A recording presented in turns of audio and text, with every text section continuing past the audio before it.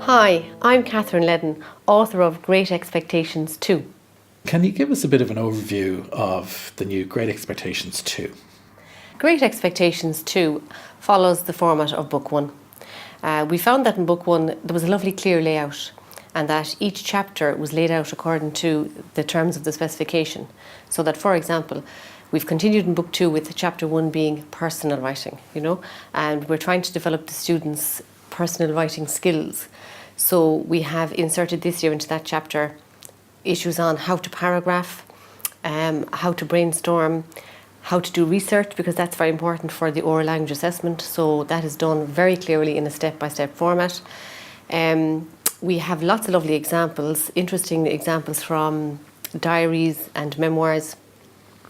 So Chapter 1 focuses very much on the individual writing and going back to the basics with the paragraphing, the capital letters, the grammar, basic sentences, etc. Chapter 2 is our fiction and short story chapter. So it doesn't matter what novel a teacher has chosen from the prescribed lists for second and third year.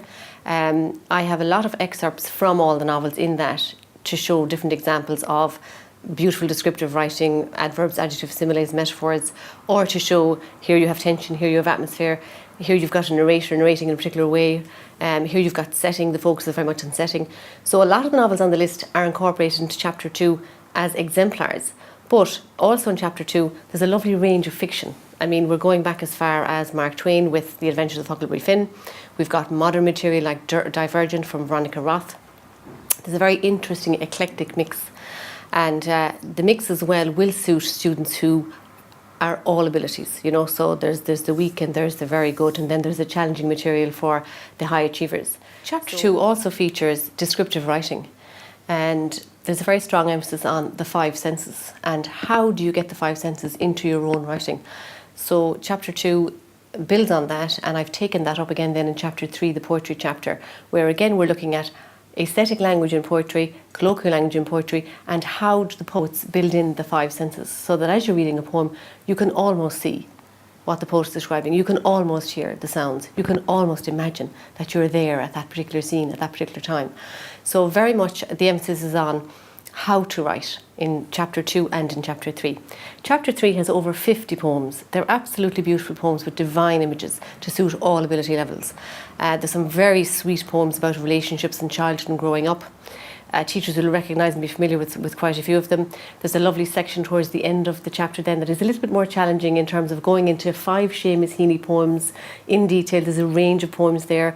There are 3 lovely poems from A. Van Boland, 4 beautiful poems from W.B. Yeats, and then we have new poets like Richard Blanco. 2 gorgeous poems from Richard Blanco, giving us a little view of Florida and Marco Ireland and the Caribbean. We have John Agard, a lovely poem, Windrush Child, from him. It's a lovely mix of poetry, and when the syllabus requires teachers to look at a minimum of 16, between Book 1 and Book 2, there's a lovely selection of poetry, so you won't be stuck. Chapter 4 is our non-literary text chapter. So again, in this chapter, we've emphasised material that students find appealing. We've looked at blogs, we have some interesting travel articles, we have a step-by-step on how to write an article for a newspaper, we have a lovely feature on Taylor Swift that students will find appealing, and we have Robbie Henshaw. So nice mix in Chapter 4 of non-literary material, and on the CD as well then to go with that, there are ads from radio, there's a vox pop, there's a documentary, so interesting oral material. In Chapter 4 as well, a step-by-step how to do a speech, how to do an impromptu speech, how to do a formal speech, how to do a speech at a family occasion, and then how to do a speech for a debate, and there's a sample speech in that as well. So the how to do is very important in Great Expectations too, particularly for teaching the oral language assessment. Chapter 5 has 7 extracts from the plays that are on the prescribed list. So in terms of history and politics and doing a theme around that, we have Shadow of a Gunman. In terms of comedy, The Government Inspector. We've got a serious play with 12 Angry Men. Very, very good for conflict and atmosphere.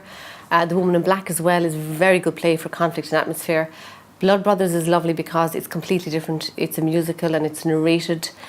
We have The Old Reliables, Romeo and Juliet, and The Merchant of Venice. And then we have from outside the list, because you are allowed to choose a drama that is outside the prescribed list, we have The Field, right? A classic, very popular play by John B. Keane, and a totally new play by a Belfast author, Lucy Caldwell, a beautiful play entitled Leaves. So you have a lovely range to choose from in the drama chapter. And the drama chapter follows the structure of the fiction chapter in the sense that we try to look at particular elements of drama. First of all, performance, dialogue and action. That really is the core of what drama is. There are opportunities for students to take parts and to act out any of the extracts. We also looked at the setting of a play, we looked at narration, we looked at having a cast like in 12 Angry Men. It's the ensemble cast.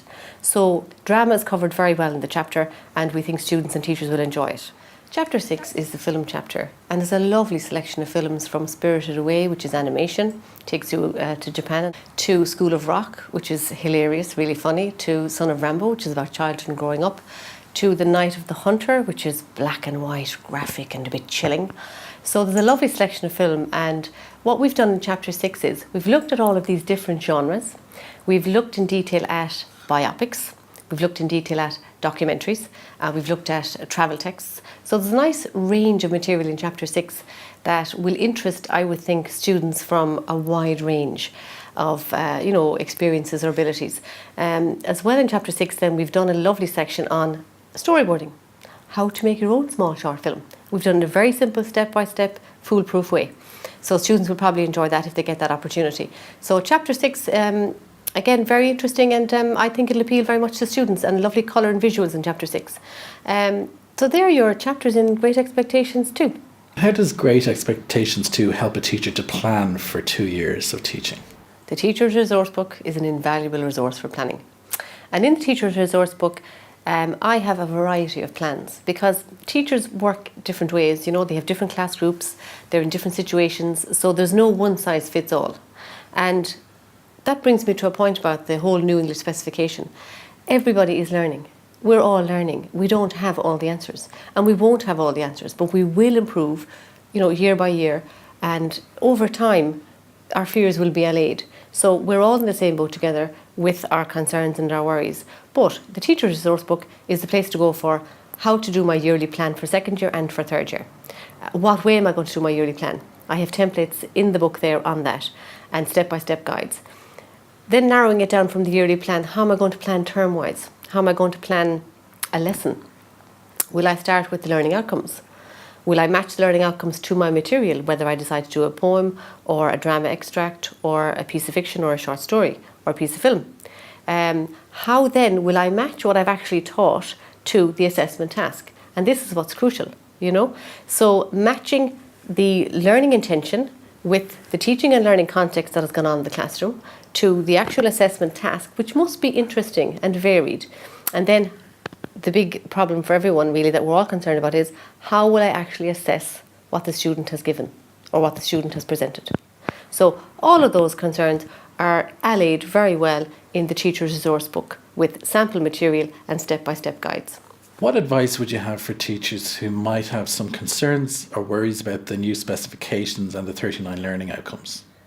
My advice would be that really what those teachers need to do first of all is a self-audit on the 39 learning outcomes.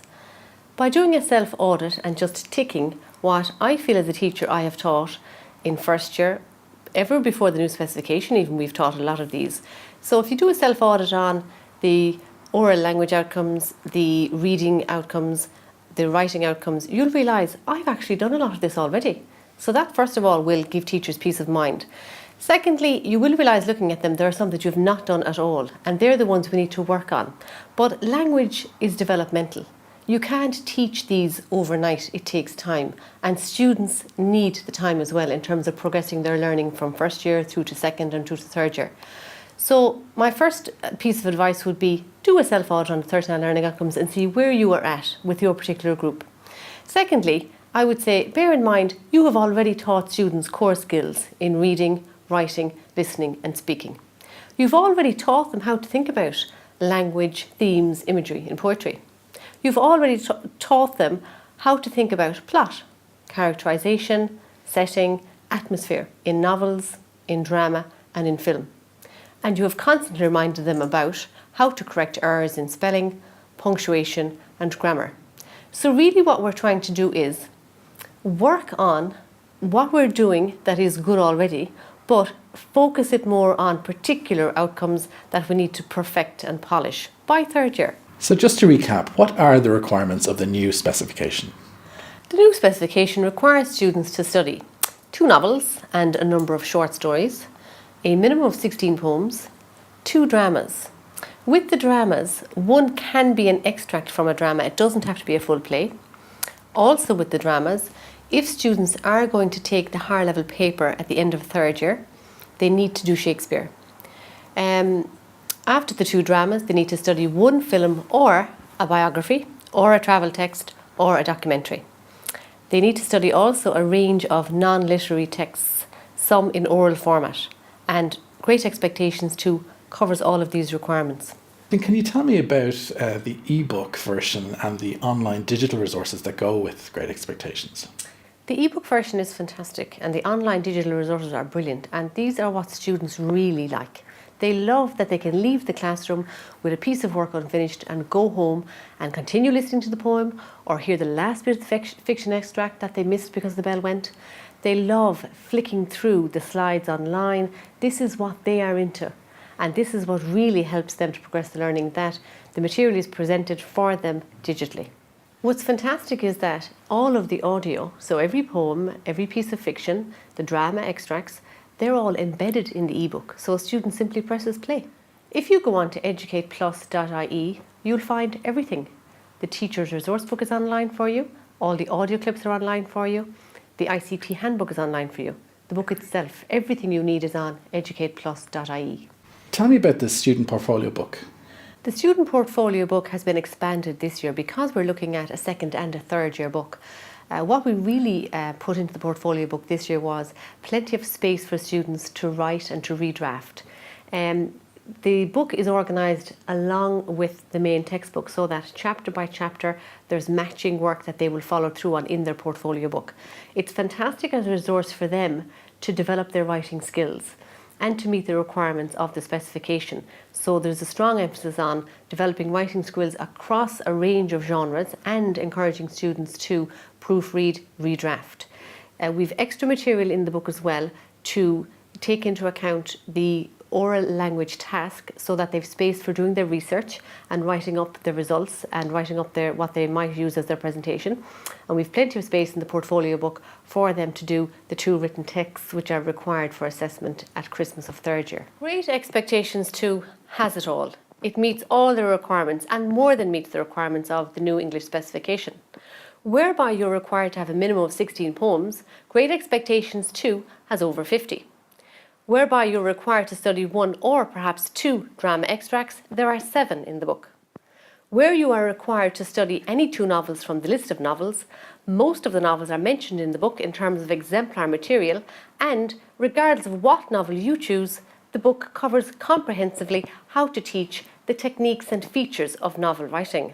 Great Expectations 2 meets the requirements in giving you a wide selection of non-literary material in Chapter 4, also available in oral format on the free accompanying CD.